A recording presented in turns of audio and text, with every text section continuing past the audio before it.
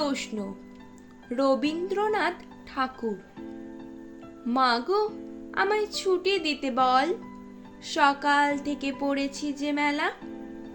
এখন আমি তোমার ঘরে বসে করব শুধু পড়া পড়া খেলা।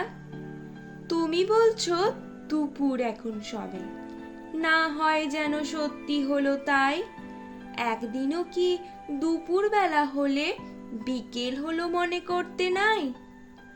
আমি তো বেশ ভাবতে পারি মনে।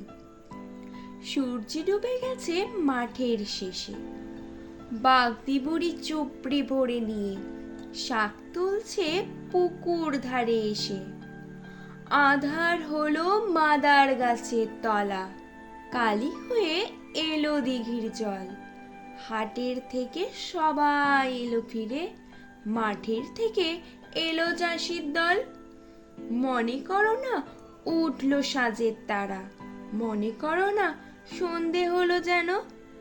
রাতের বেলা দুপুর যদি হয়, দুপুর বেলা রাত হবে না কেন?